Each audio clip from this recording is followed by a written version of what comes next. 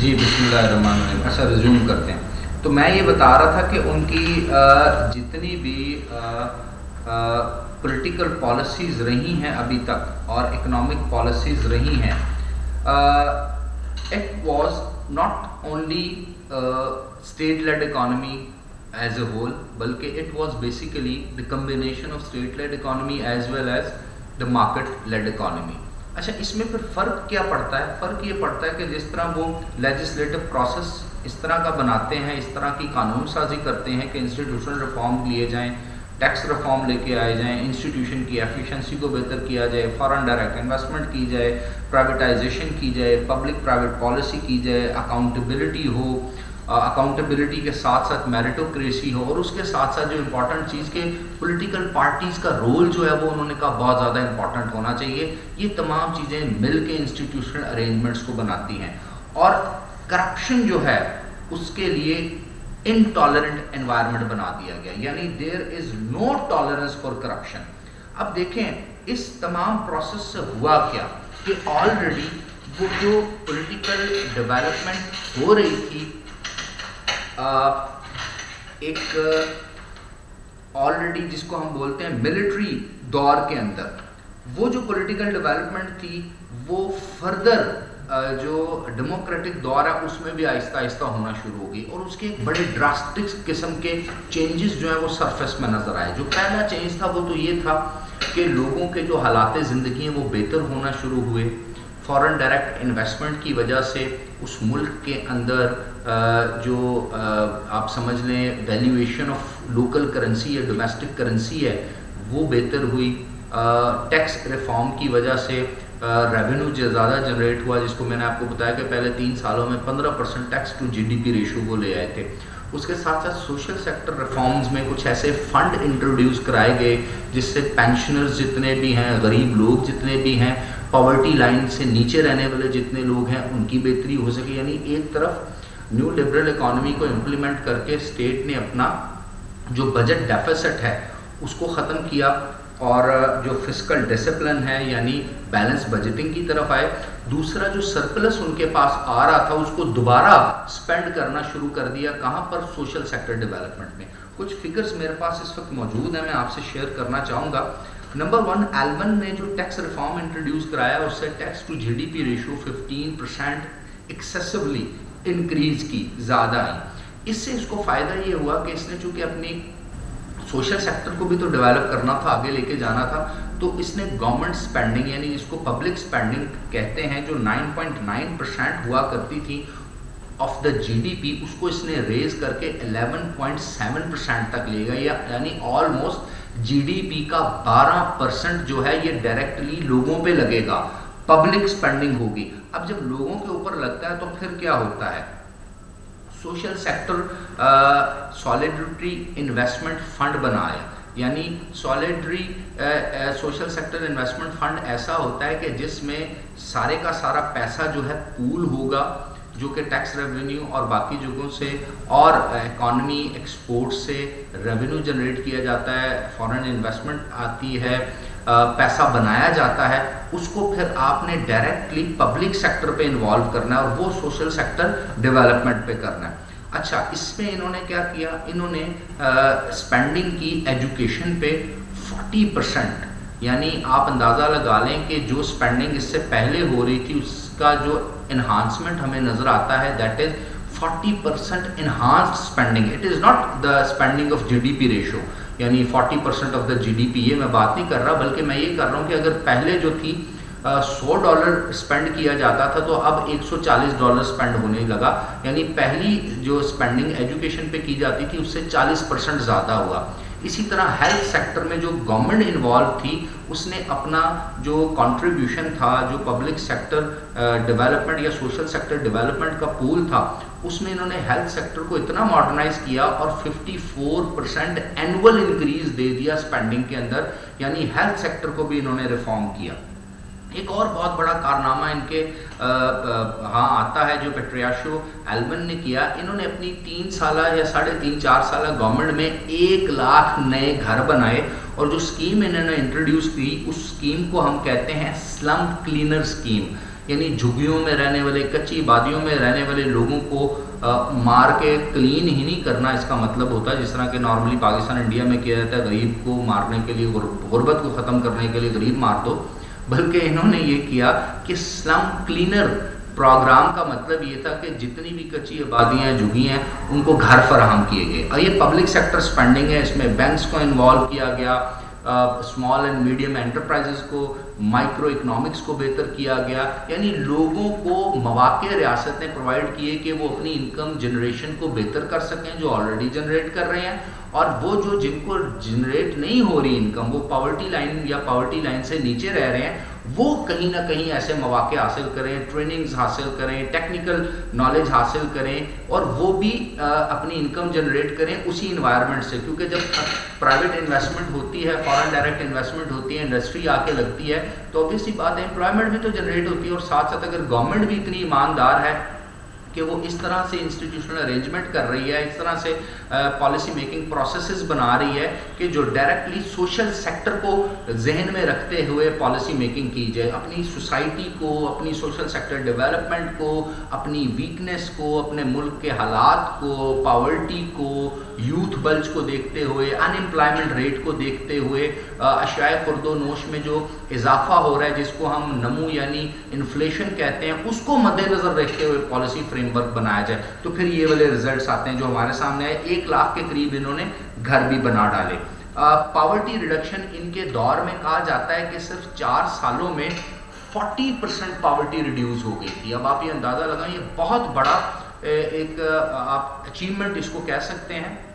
لیکن اس کا اور چائنا کا جب ہم کمپیریزن کرتے ہیں تو ہمیں کہیں نہ کہیں سملیرٹی نظر آتی ہے, کیونکہ چائنیز ماڈل میں یا بیجنگ کنسنسس میں بھی ہم نے ایسا ہی نظام دیکھا تھا. گو کہ بیجنگ کنسنسس میں ایک چیز جو کہ ڈیسائسو تھی کہ بھی پولیٹیکل ریفارم نہیں آئے گا, اکنامک ریفارم آئے گا. ہاں, چلے میں ڈیموکریسی بھی تھی, کیپٹلزم بھی تھا, اور اسٹیٹ کی انٹرونشن بھی تھی. جس چیز کو انہوں نے پروٹیکٹ کرنا تھا, جس انڈسٹری کو پروٹیکٹ کرنا تھا, وہاں انٹرونشنسٹ اور پروٹیکشنسٹ پالیسیز تھیں, اور جہاں پر انہوں نے مواقع دینے تھے فارن ڈائریکٹ انویسٹمنٹ کی, وہاں فیس ویزا ریلیکسیشنز بھی انہوں نے کی, ان کو اپنے نیشنلز کے اکارڈنگلی بہت سے اور فیسلٹیز بھی پرووائڈ کی, اس ملک میں جگہ خریدنے کے لیے, انویسٹمنٹ کرنے کے لیے, رہنے کے لیے, social security net, social protection secure, وہ تمام چیزیں انہوں نے ان کو پرووائڈ کی.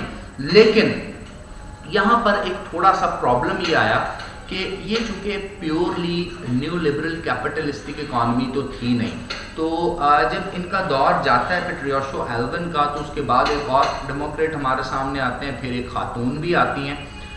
اب انفلوئنس جو تھا وہ یو ایس کا بہت زیادہ وہاں پر ہونا شروع ہو گیا. اب یاد رکھیے گا جو کیپٹلسٹک اکانومی ہوتی ہے, یا جس طرح کے نیو لبرل کیپٹلزم میں ہم پڑھتے ہیں کہ آپ نے زیادہ سے زیادہ انٹرنیشنل انسٹیٹیوشنز کی باتیں ماننی, IMF, ورلڈ بینک کے, UNDP کے, اور ان کی رپورٹس کے اکارڈنگلی, ان کے سرویز کے اکارڈنگلی آپ نے وہ کام کرنے ہیں, یعنی یہ آپ کو ڈکٹیٹ کرتے ہیں.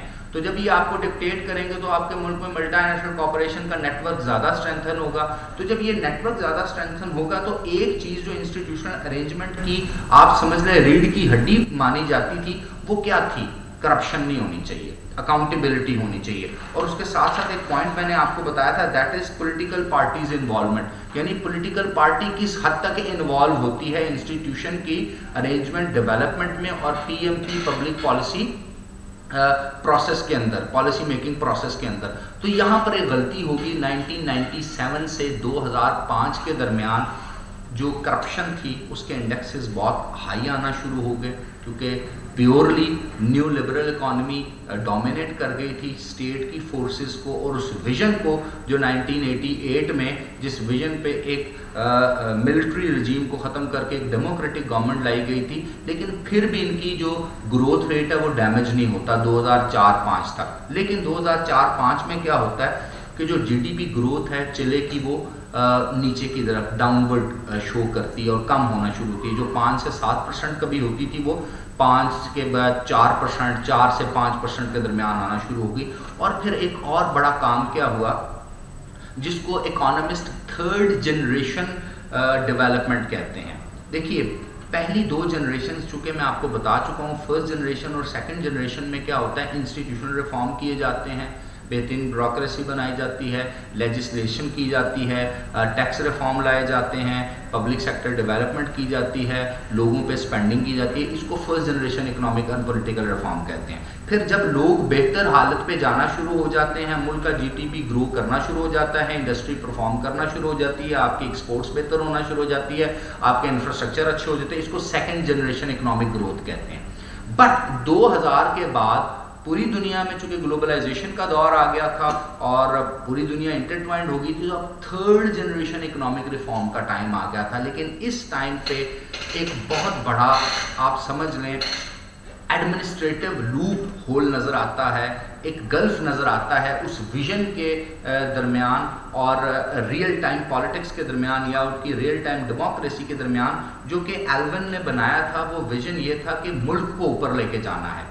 بے شک وہ نیو لبرل کیپٹلزم کے پالیسی کو فالو کرتے ہوئے لے کے جایا جائے, لیکن جب ہم ڈیٹیل میں اس کیس اسٹڈی کو پڑھتے ہیں اور اکانومسٹ کی ریویو لیتے ہیں جو کہ تھرڈ جنریشن ریفارم کے بارے میں کہتے ہیں کہ یہ چونکہ کمپلیکس ہوتا ہے, اب آپ آلریڈی کافی حد تک ڈیولپ ہو چکے ہوتے ہیں, تو اب جو مارکیٹ فورسز ہیں یہ پلے کرنا شروع کر دیتی ہیں. کیونکہ آبویس سی بات ہے, مارکیٹ میں انڈسٹری لگ چکی ہے, پرائیویٹ ہاتھوں میں جا چکی ہے, ملک کے بہت سے ادارے آپ نے پہلے ہی پرائیویٹائز کر دیے ہیں, ڈیولپمنٹ کے نام پر, پروفٹ کے نام پر ٹیکس ریفارم لے آئے ہیں, سب چیزوں کو کمپیوٹرائزڈ کر دیا ہے, ہر چیز آپ کنٹرول میں لے کے آ رہے ہیں. اب کیا ہوگا کہ جب آپ کی پولیٹیکل پارٹیز جو الیکشن کنٹیسٹ کر کے کانگریس, یعنی چلے کی پارلیمنٹ کو کانگریس کہتے ہیں, اس کی ممبر بنتی ہے, تو وہاں پر کرپشن آنا شروع ہوگی.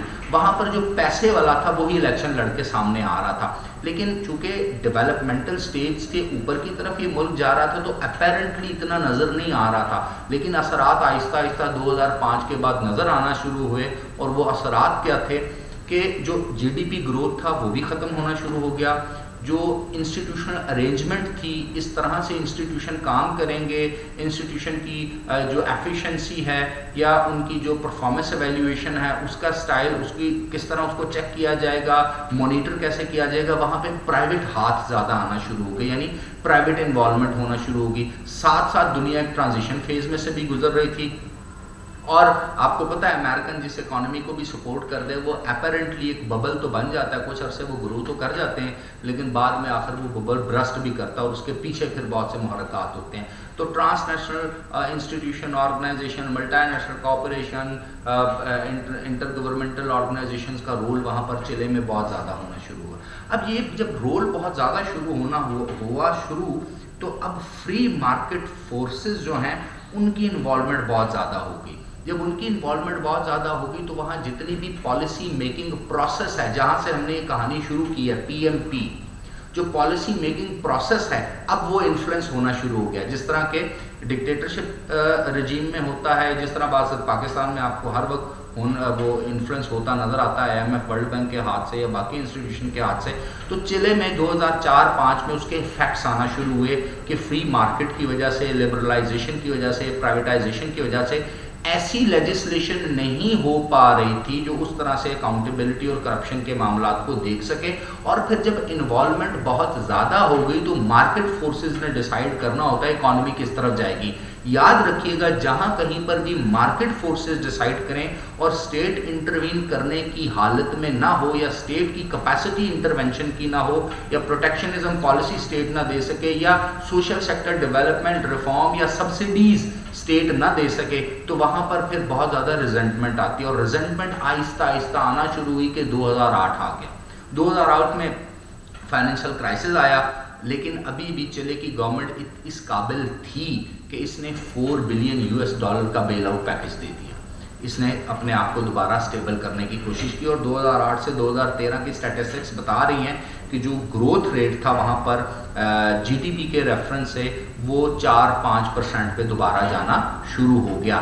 بٹ ایک بہت ڈرامیٹک چینج چلے کی سوسائٹی میں کیا آیا کہ وہاں پر رہنے والے عام سٹیزنز جو تھے انہوں نے ایجیٹیشن کرنا شروع کر دی. The reason was that world bank کی ایک رپورٹ ہے, بلکہ یہ رپورٹ CIA بک ایک ملتی ہے, فیلڈ بک, اس میں سے ایک رپورٹ لی گئی ہے. اس میں کہا گیا ہے کہ 33% آف دا پروفٹ جو تھا, جو پروفٹ ارننگ چلے میں کی جا رہی ہے 2011 سے 2019 کے درمیان, اس کا 33% اس پروفٹ کا شیئر چلے میں موجود 1% کیپٹلسٹ کو جا رہا ہے. یعنی وہ جو مارکیٹ فورسز 1% ٹوٹل پاپولیشن کا لوگ جو وہ انڈسٹری لگا کے بیٹھے ہیں, جو پرائیویٹائزیشن کے نام پر وہاں کھیل رہے ہیں, ان کو جا رہا ہے. دوسرا یہ رپورٹ بتاتی ہے کہ اب چلے کے لوگ جو ہیں وہ جو ایجوکیشنل ریفارم آیا تھا ایلون کے دور میں یا اس سے پہلے بھی اگستو پینوشے کے دور میں جو ریفارم آیا تھا, اس ریفارم سے لوگوں کو فائدہ نہیں ہو پا رہا تھا. کریڈٹ کارڈ یا پلاسٹک کرنسی ڈپینڈنٹ لوگ ہو گئے تھے بہت زیادہ, اور ابھی بھی ہیں. میں آخر میں ذکر کروں گا کہ اس کے پھر ریزلٹس اور فردر کیا آئے. اس کے بعد لوگوں کے پاس زیادہ تر لوگ سیٹلڈ تھے, کیونکہ جہاں پر فورن ڈائریکٹ انویسٹمنٹ ہوتی ہے, جہاں پر باہر سے آ کے پرائیویٹ بزنس کیا جاتا ہے, تو اس ملک میں آپ اس کا کمپیٹیٹو بزنس تو آپ تو نہیں خود کو دکان کھول کے بیٹھ سکتے. جب ایک پرچون کی دکان ہے اور ایک طرف بڑے بڑے مارٹ کھل چکے ہیں, میٹرو اور بڑے بڑے اسٹورز ہائپر اسٹار جیسے کھل چکے ہیں, تو لوگ تو وہیں پہ جائیں گے کیونکہ سیلیں بھی وہاں لگتی ہے, بینیفٹ بھی وہاں ملتا ہے. کمپیریٹیولی آپ کی لوکل انوالومنٹ تو انٹرپرینیورشپ پہ نہیں ہوگی نا. امریکن اگر اکانومی کو دیکھا جائے تو امریکن اکانومی اگر نیو لبرل اکانومی ہے, لیکن وہ ساتھ ساتھ اپنے جو یوتھ ہے اس کو اسٹارٹ اپ پروگرام بھی آفر کرتی ہے, اور ان کو کہتی ہے آپ نے انٹرپرینیور ہی بننا ہے, بزنس مین بننا ہے, آپ کو جاب ایک اسپیسیفک لیول کے بعد نہیں کرنی چاہیے. تو امریکن اگر آپ ان کے مائنڈ سیٹ کو دیکھیں تو امریکنز اور برٹشرز کا تو مائنڈ سیٹ یہ ہوتا ہے کہ سیلف انویسٹمنٹ ہو, انٹرپرینیورشپ ہو, اپنا بزنس ہو, بے شک چھوٹا ہو. لیکن چلے پاکستان جیسے ملک میں تو اس کو کوئی کر ہی نہیں سکتا. اگر کرے گا تو وہ مارکیٹ فورسز کے اکارڈنگلی جتنا زیادہ مہنگی بجلی ہے, جتنا زیادہ کمرشل ایکٹیویٹی پہ اتنے ٹیکسیشنز ہیں, تو وہ تو چل ہی نہیں سکے گا. تو ہوا وہاں پر کیا کہ جو پرائیویٹ ہاتھ تھے وہ کیونکہ انویسٹمنٹ کر کے بیٹھے ہوئے تھے, اب کما ہو رہے تھے, تو جتنے ہائر ایجوکیشن ایون کہ کالج ایجوکیشن تک کے انسٹیٹیوشن تھے نا, وہ سارے پرائیویٹائز تھے. یعنی اچھی تعلیم پرائیویٹ جگہ سے مل رہی تھی. تو ایک تو لوگوں کا ایک نقصان یہ ہوا کہ جس کے پاس پیسہ ہے وہ وہاں پڑھ سکتا ہے. دوسرا, ہیلتھ بہت زیادہ مہنگی ہو گئی ہے. اس وقت بھی چلے میں بہت زیادہ مہنگی ہیلتھ ہے. جس طرح ہمارے یہاں پہ میٹرو ہے, وہاں پر بھی میٹرو بنی, لیکن اس کی جو کاسٹ ہے وہ لوگوں نے بیئر کی, عام عوام کے اوپر اس کے ایکسٹرا جو ایکسپینڈیچر یا جو بھی اس کو بیل آؤٹ پیکج اس میٹرو کو بنانے کے لیے دیے گئے, اب اس کے جب کلیکشن کی جائے, جس طرح مجھ سے آپ سے بلوں میں فیول ایڈجسٹمنٹ لی جاتی ہے, نیلم جیلم سرچارج اور پتہ نہیں کیا کیا کچھ چل رہا ہوتا ہے, بالکل وہاں پر بھی یہ سلسلہ ہونا شروع ہو گیا. تیسری امپورٹنٹ چیز کیا ہوئی کہ چلے کے اندر ایک نئی سوشل اسٹارٹیفیکیشن ہمیں نظر آئی. اپیرنٹلی تو کنٹری گرو کر رہا ہے, سسٹینیبل بھی ہے, فورن ڈائریکٹ انویسٹمنٹ بھی ہے, لیکن میں نے آپ کو بتایا تھا کہ نیو لبرل اکانومی کے ایولز بھی پھر سامنے آتے ہیں. 20% پاپولیشن آف چلے, یہ رپورٹ ورلڈ بینک کی بتا رہی ہے کہ ایک بہترین لائف گزارتے ہیں. Remaining 80% of the population of جو چلے کے لوگ رہنے والے ہیں, 80% پاپولیشن جو ہے اس میں سے آلموسٹ 30% لوگ جو ہیں وہ لوور مڈل کلاس کے درمیان کہیں پھنسے ہوئے ہیں, جو مہینے کے آخر میں سیلری ختم ہونے کے بعد کریڈٹ کارڈ یوز کرتے ہیں, یا لوننگ ایکٹیویٹی وہاں پہ یا قسطوں کا کام وہاں پر چلے میں سے بڑا زور پکڑا اور بڑا زیادہ چلتا ہے. باقی رہ گئے 50% لوگ. لے جی, وہ جو پاورٹی ایلیویشن انہوں نے کی تھی شروع میں 1998 اور 90s میں, جب انہوں نے مکسڈ اکانومی رکھی تھی, یعنی neo liberal economy market forces کو بھی اجازت دی تھی کام کرنے کی, اور ساتھ ساتھ اسٹیٹ انٹروین بھی کرتی تھی, اور اسٹیٹ اپنی پالیسی, انڈسٹریل پالیسی ہو گئی, سوشل سیکٹر ریفارم پالیسی ہو گئی, سبسڈیز دینے کی پالیسی ہو گئی, پاورٹی ایلیویشن کی پالیسی, بہت سی اور پالیسی جو کہ واشنگٹن کنسنسس میں منع کی گئی ہیں کہ یہ اسٹیٹ نہیں دے سکتی, وہ پالیسیز بھی اسٹیٹ نے ساتھ ساتھ رکھی. تو ملک بھی گرو کر رہا تھا, پاپولیشن بھی ایجوکیٹڈ ہو رہی تھی, ریسرچ اینڈ ڈیولپمنٹ بھی آگے جا رہا تھا. لیکن 2005 کے بعد جب پیورلی نیو لبرل اکانومی کو انہوں نے فالو کرنا شروع کر دیا, تو وہاں پر کرپشن بھی نظر آئی, انسٹیٹیوشن کے اندر وہ بہتری بھی نظر نہیں آئی, اور پرائیویٹ ہاتھ جو تھے وہ ہمیں زیادہ امیر, زیادہ طاقتور اور زیادہ گرو کرتے نظر آئے. ایون کہ کرائسس کے دور میں بھی جو پرائیویٹ انڈسٹری آنرز تھے, پرائیویٹ فورسز, مارکیٹ فورسز جو تھیں, ان کے جو پروفٹس تھے نا وہ بہت زیادہ تھے. جس طرح آپ یہاں پر کارٹل مافیا دیکھتے ہیں, بالکل ایسے مافیاز وہاں پہ بھی آئے. یعنی بہت سی پالیسیز اور بہت سی سپلائی چین اور بہت سی ریگولیشنز جو تھیں, چاہے وہ پرائز کنٹرول کی ریگولیشن ہو, چاہے وہ بہت سی اور اکنامک ایکٹیویٹی ہوں اور ڈیولپمنٹل پروسیجرز ہوں, وہ پرائیویٹ ہاتھوں میں چلے گئے. تو obvious سی بات ہے, انہوں نے صرف پھر پیسہ بنایا. تو ریزلٹنٹلی اب وہاں پر 50% کے قریب لوگ جو ہیں وہ گورنمنٹ اسٹیٹسٹکس میں تو غریب نہیں ہے یا پاورٹی لائن پہ نہیں ہے، لیکن ان ریئل ٹرمز ہیں. اب سوال پیدا ہوتا ہے کہ میں یہ کیوں کہہ رہا ہوں؟ میں یہ کہہ رہا ہوں اسٹوڈنٹس 2019 اور 2020 میں ایک کرائسس وہاں پر آیا ہے. اب یہ کرائسس شروع کیسے ہوا تھا؟ آلموسٹ 2019-20 میں ہم نے دیکھا کہ وہاں پر کچھ کرائے بڑھے تھے. اکثر لوگوں نے اگر وہ کرائسس ٹیلی ویژن پہ دیکھا ہو یا پھر لوگوں کو معلوم ہو کہ کچھ اخبار آپ نے 2019-20 میں پڑھے ہوں، تو وہاں پر میٹرو اسٹیشن پہ 4 سینٹ کے قریب انہوں نے کرایہ زیادہ کر دیا. تو اسٹوڈنٹس نے ریئیکٹ کیا.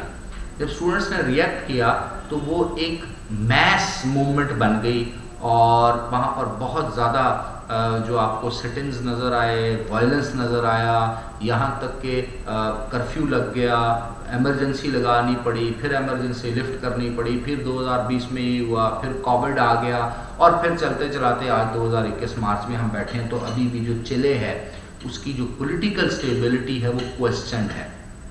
اب سوال یہ پیدا ہوتا ہے کہ یہ اتنی لمبی داستان جو میں نے آپ کو 50-60 سال کی political economy of development, political systems, ان کے ملٹری رجیمز، اس کے بعد ڈیموکریٹک رجیم، اس کے بعد ریفارمز، انسٹیٹیوشنل بلڈنگ، اور یہ تمام چیزیں آپ کو کیوں بتائیں؟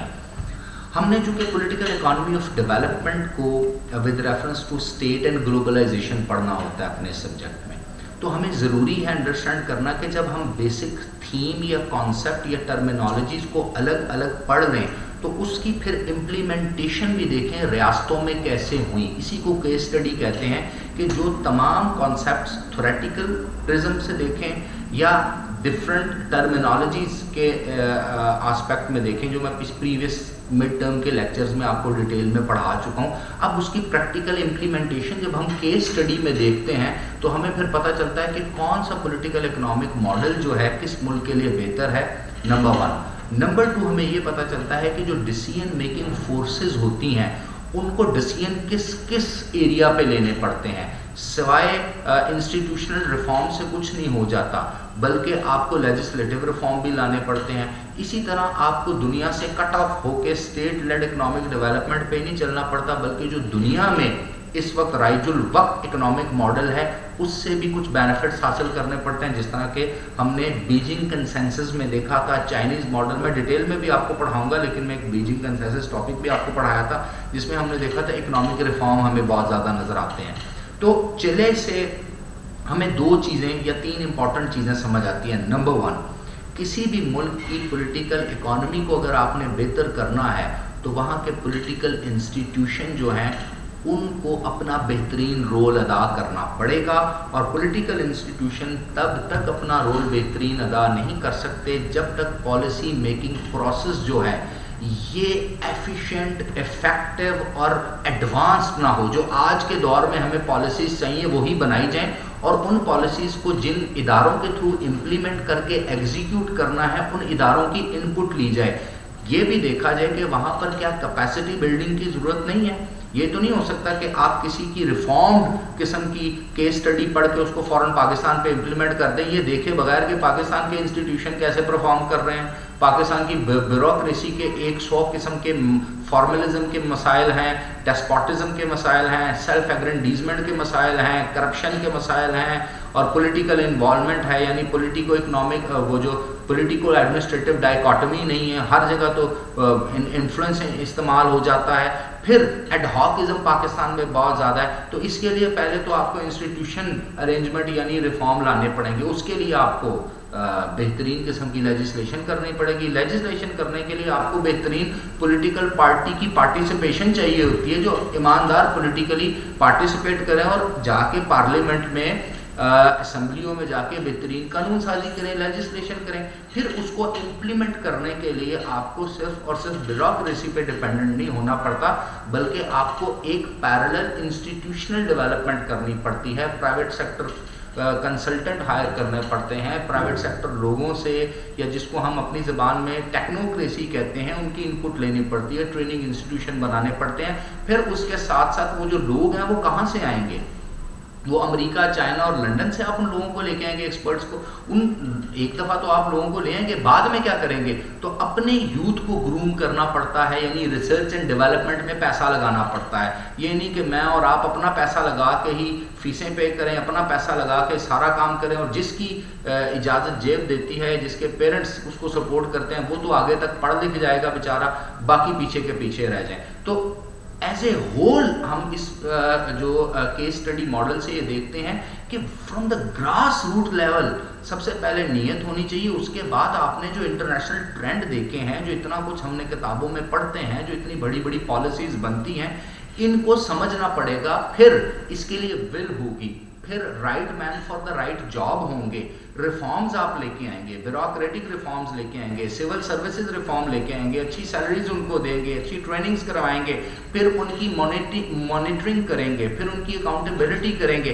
پھر کہیں جا کے کوئی ایسا ان پٹ آپ کو ملے گا جو پالیسی میکنگ پروسیس، اور پھر اس کے بعد انہیں اداروں کو آپ واپس پالیسی ایگزیکیوٹ کرنے دیں گے. یہ تو ایک سیگمنٹ آپ کا اداروں کو بہتر کرنا ہو گیا. دوسرا سیگمنٹ یہ ہوتا ہے کہ آپ نے اپنے ملک کے ریسورسز کو دیکھنا ہوتا ہے. کون سے نیچرل ریسورسز آپ کے پاس ابنڈنس میں ہیں، وافر مقدار میں ہیں. اگر آپ کوئی ایسی انڈسٹریل پالیسی لے کے آئیں، کوئی ایسی انڈسٹریل سبسڈیز دیں، ایسے پرائیویٹ سیکٹر کو اٹریکٹ کریں، ان کو یہاں پر بہترین قسم کے چھوٹے یا بڑے قرضے دیے جائیں، پرائیویٹ اور کمرشل بینکس اس میں انوالو ہوں، گورنمنٹ کی اس میں گارنٹیز انوالو ہوں، تاکہ لوگ بزنس کریں. اب جب وہ بزنس کریں گے تو وہ را مٹیریل نہیں بلکہ فنش گڈز بنائیں گے. اور میں نے آپ کو انڈسٹریل پالیسی میں بتایا تھا کہ یہ فارورڈ اور بیکورڈ لنکیج ہوتا ہے کسی بھی انڈسٹری کا، یعنی پہلے وہ را مٹیریل پرچیز کرتے ہیں، پھر اس کو فنش گڈز بناتے ہیں، پھر سپلائی چین کے تھرو وہ ڈسٹریبیوٹ کرتے ہیں.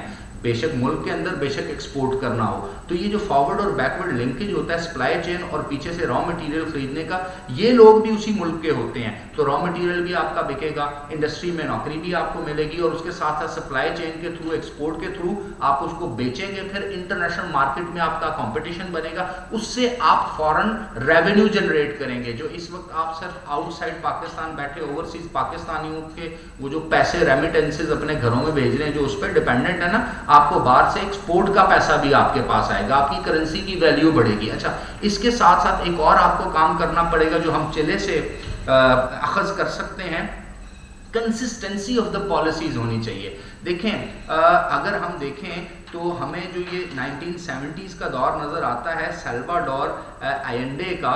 سیلواڈور آئینڈے نے بھی سوشل سیکٹر ریفارم پہ زور دیا.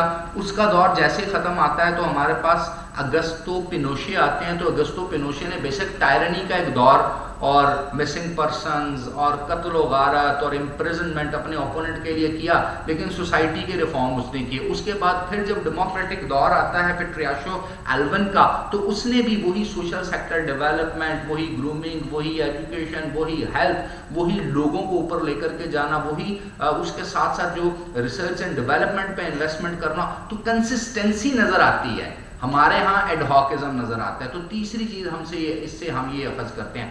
چوتھی چیز جو انفارچونیٹلی پاکستان نے بہت سے مواقع گوائے، being a student of political economy مجھے اس پہ بہت دکھ ہوتا ہے، وہ یہ کہ جب قدرت آپ کو ایک موقع دے جو رہی ہے اپنے قرضے معاف کرانے کا، آسان پیسہ کمانے کا، بے شک آپ کو کسی کی جنگیں لڑنی پڑ رہی ہے، زور زبردستی ہی لڑنی پڑ رہی ہے. آپ نے پہلے افغان وار میں انٹروین کیا، آپ کو امریکن سپورٹ ملی، آپ کو کیپٹلسٹ سپورٹ ملی، آپ کو انرجی میں سپورٹ ملی، آپ کو انٹرنیشنل کانٹریکٹس ملے، آپ کو ایون کہ اس سے بھی پرانا سیٹوں سینٹوں میں چلے گئے. جب آپ کو گندم کی ضرورت تھی آپ نے ان کی پالیسی فالو کی، آپ کو ویٹ ملی، آپ کو اسلحہ ملا، آپ کو ملٹری اکوپمنٹس ملے.